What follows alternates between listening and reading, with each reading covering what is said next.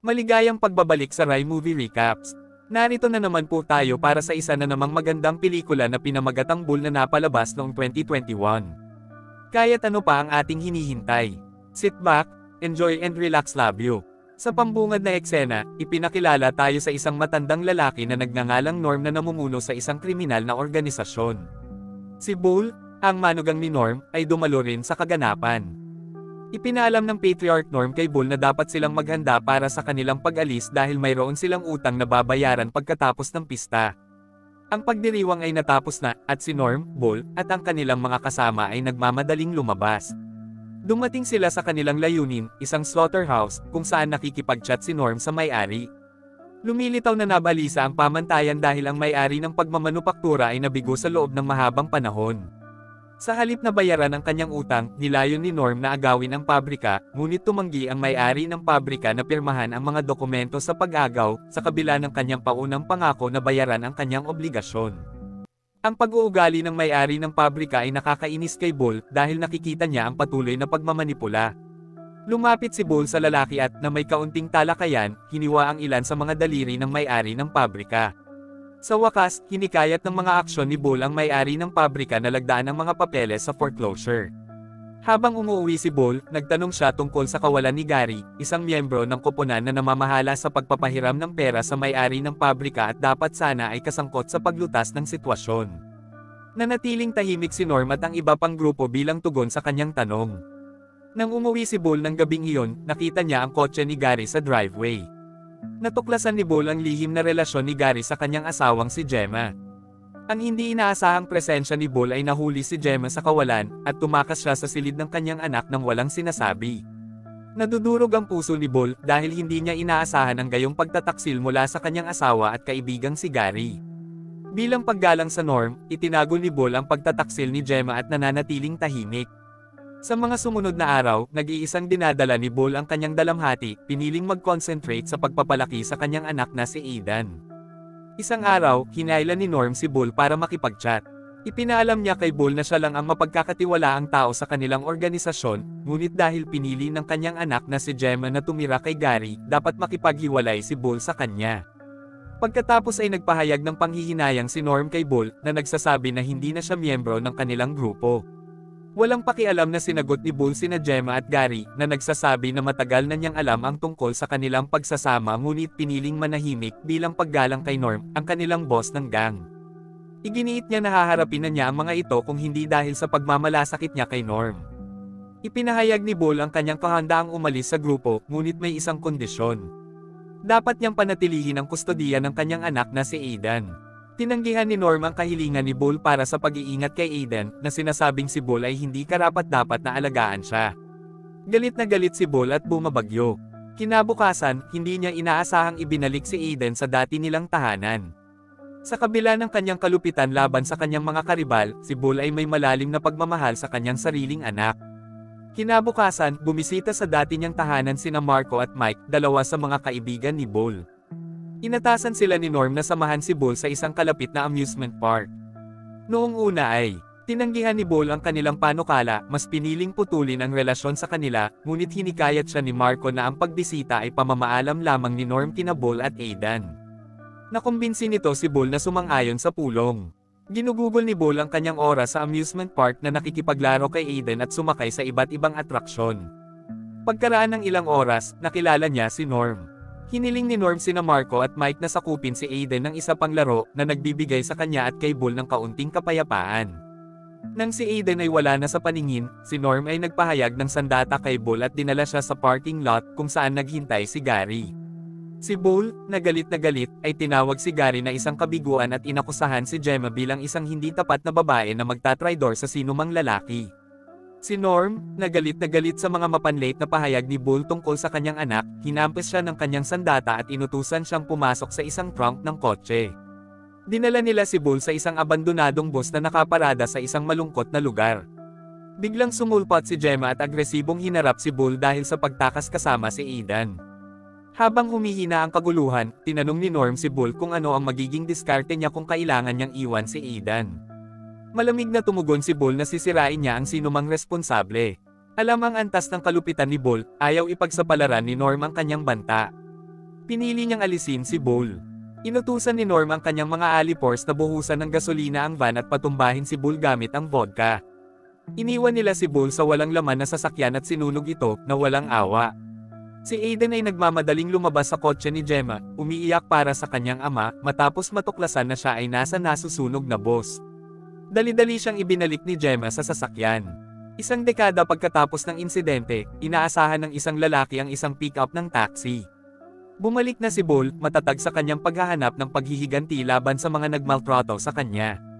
Sa kalaunan ay naabot ng Bull ang kanyang nilalayo na layunin.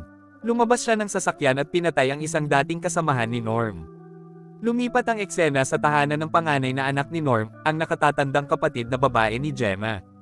Halatang namangha ang misis habang binubuksan niya ang mga ilaw upang makitang nakadina ang kanyang asawa, at napalitan ng takot ang kanyang pagkagulat nang makita niyang nakatayo sa harapan niya si Bull, na sa tingin niya ay patay na. Pagkatapos ay tinanong siya ni Bull tungkol sa kasalukuyang kinaroroonan ni Gemma at Norm dahil ang kanilang dating tahanan ay bakante na ngayon. Sinabi niya na siya ay walang kaalaman, na binanggit ang katotohanan na hindi sila nag-uusap sa loob ng 5 taon. Nang marinig ito ni Bull, agad niyang pinatay ang mga ito dahil nagsupply sila ng bus kung saan siya sinunog ni Norm at ng kanyang mga kasabwat hanggang mamatay. Kinaumagahan, isang matandang Norm ang bumisita sa bagong tahanan ni Gemma at Gary para sa almusal. Inihatid ni Norm ang kaunos-lunos na balita ng pagpatay sa kapatid ni Gemma at ng kanyang asawa. Ang pagtuklas na ito ay nagpagalit kay Gemma, na naniniwala na ang may kasalanan ay dapat na isang kalaban ng Norm. Bilang tugon sa mga akusasyon ng kanyang anak, sinabi ni Norm na wala na siyang mga kaaway, at ang kanilang pagkamatay ay malamang na resulta ng isang maling pagnanakaw. Ipinagpapatuloy ni Bull ang kanyang misyon ng paghihiganti. Sa pagkakataong ito, nakilala niya ang isang maliit na lalaki, ang anak ni Marco, isa sa mga kasamahan ni Norm na bumukas kay Bull. Hinimok ni Bull ang bata na bumalik sa bahay at ipaalam sa kanyang ama ang kanyang pagdating, na sinasabing hihintayin niya si Marco sa kalapit na parke. Ang bata ay nagtiyaga at, sa sandaling nakauwi, ipinaalam ang salita ni Bull sa kanyang ama. Ang pagpapakilala ng pangalan ni Bull ay ikinagulat ni Marco, na humantong sa kanya na una ng tanggihan ang mga claim ng kanyang anak. Pagkatapos ay nakipag-ugnayan siya kay Norm upang sabihin sa kanya ang tungkol sa insidente, pati na rin ang lalaking nagngangalang Bull na naghahanap sa kanya. Inutusan ni Norm si Marco na makipagkita sa individual at kumpirmahin na siya ay Bull. Pagkatapos ay naglakbay si Marco upang makita si Bull. Bago umalis, si Marco ay nagsuot ng kutsilyo at inutusan ang kanyang asawa na i-secure ang lahat ng paglabas sa kanilang tahanan, na nagbabawal sa sinuman na umalis hanggang sa siya ay bumalik. Pagdating ni Marco sa parke, nagulat siya nang makita si Bull, na inakala niyang namatay sa sunog ilang taon na ang nakakaraan. Humingi ng paumanhin si Marco kay Bull para sa kanyang nakaraang pagtataksil, na ipinagtanggol ang kanyang mga aksyon bilang pagsunod lamang sa mga utos ni Norm. Samantala, ang asawa ni Marco, na nag-aalala sa kaligtasan ng kanyang asawa, ay nakatanggap ng tawag mula sa kanyang telepono. Inaasahan niyang marinig ang boses ng kanyang asawa, ngunit nagulat siya nang tumugon si Bull. Naalarma, nagmamadali siyang pumunta sa parke, kung saan natuklasan niya ang walang buhay na katawan ng kanyang asawa. Kinabukasan, bumisita sina Norm at Gary sa tahanan ng ina ni Bull. Ang kalunos-lunos na pagkamatay ni Marco ay nagpaunawa sa kanila na si Bull ay buhay pa at handang maghiganti. Hinarap ni Norm ang ina ni Bull, na humihiling na malaman ang kanyang kasalukuyang lokasyon. Sa kabila ng kanyang kahinaan, sinabi niya na wala siyang ideya kung nasaan si Bull, na sinasabing na wala siya 10 taon na ang nakakaraan. Patuloy na pinipilit ni Norm ang ina ni Bull, na nagbabantang papatayin siya kung hindi niya ibunyag ang lokasyon ni Bull. Ilang oras pagkatapos ng pag-alis ni Norm at Gary, dumating si Bull sa bahay ng kanyang ina, nalungkot nang matuklasan na pinatay siya ni Norm. Nagpapatuloy ang paghahanap ng paghihiganti ni Bull, kasama si Mike bilang kanyang susunod na target. Sinundo lang ni Mike ang kanyang 2 anak sa paaralan. Habang naglalakad siya kasama ang kanyang mga anak, naghihintay si Bull sa isang nakaparadang sasakyan. Kapansin-pansing namangha si Mike nang makita niya si Bull. Pakiramdam niya ay nakatagpo siya ng isang makamulto na presensya. Malawak na kilala na si Mike, kasama si Norm at iba pa, ay lumahok sa pagtatangkang pagpatay kay Bull.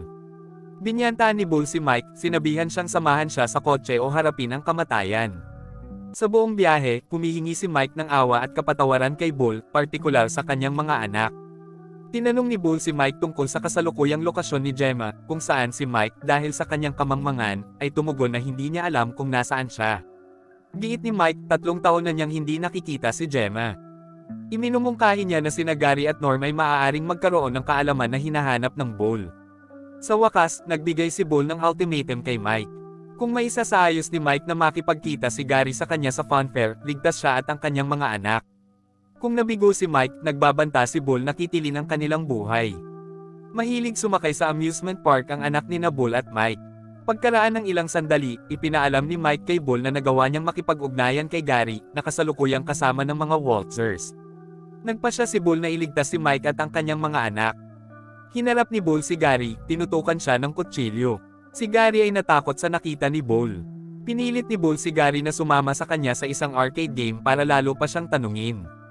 Sa panahon ng laro, tinanong ni Bull si Gary tungkol sa kinaroroonan ni Norm at Gemma, ngunit gumawa si Gary ng isang kwento na sinasabing naghiwalay sila ni Gemma 6 na taon na ang nakakaraan at walang kasalukuyang kaalaman sa kanilang lokasyon.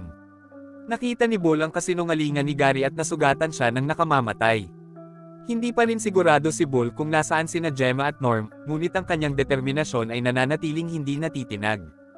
Pumasok si Bull sa isang nightclub at nakakagulat na nakakita ng isang drug courier. Naalala ni Bull na si Gemma ay may masamang pagkagumon sa droga, kaya hinarang niya ang courier upang magtanong tungkol sa kanya. Inutusan ni Bull ang courier na samahan siya sa isang nagbebenta ng droga, sa paniniwalang magkakaroon ng kaalaman ang dealer tungkol sa lokasyon ni Gemma. Ang takot na courier kalaunan ay sumuko at dinala si Bull sa pinakamalaking nagbebenta ng narcotics sa lungsod. Nang dumating si Bull, magalang niyang tinanong ang dealer kung si Gemma ay isa sa kanyang mga customer. Sumasang-ayon ang dealer na ibigay ang impormasyon kapalit ng pagbabayad sa pera. Pumayag si Bull na bayaran ng lalaki sa pananalapi, ngunit hiningi muna niya ang inuming hawak niya. Nang walang gaanong abala, pinutol ni Bull ang kamay ng lalaki at pinahirapan siya. Ang nagbebenta ng heroin ay nasa matinding sakit matapos mawala ang isang kamay. Sa kalaunan, sumuko ang lalaki at pumayag na samahan si Bull sa bahay ni Gemma, sa kondisyon na iligtas ni Bull ang kanyang buhay. Sa wakas ay nakarating na si Bull sa bahay ni Gemma. Pagpasok niya sa bahay ni Gemma, nadatnan niya itong natutulog. Ginising ni Bull si Gemma sa pamamagitan ng pagtaas ng boses. Nagulat siya nang makita si Bull sa kanyang harapan at agad na humingi ng paumanhin, na humihingi ng tawad sa kanya. Inutusan siya ni Bull na ipatawag kaagad si Norm. Pagkaraan ng ilang sandali, lumitaw si Norm na may nakahanda na sandata. Si Norm, armado at mapagbantay, ay pumasok sa bahay ni Gemma, na hindi alam na may kutsilyo si Bull at handang makipaglaban sa kanya. Ang Bull ay namamahala upang hindi makayanan ang Norm. Matapos masupol si Norm, kumuha si Bull ng unan at hinaipan siya habang tinatanong ang lokasyon ni Aiden mula kay Gemma. Paulit-ulit na nakikiusap si Gemma kay Bull na itigil ang kanyang mga aktibidad, ngunit nagpatuloy si Bull hanggang ihayag ni Gemma ang lokasyon ni Aiden. Sa sobrang galit, sumigaw si Bull para kay Aiden, na nag-udyok kay Gemma na ibunyag, dahil sa pangamba, na si Aiden, na iniwan ni Gemma, ay nakatira na ngayon sa ilalim ng tulay sa sentro ng lungsod. Tuluyan nang napatay ni Bull si Gemma.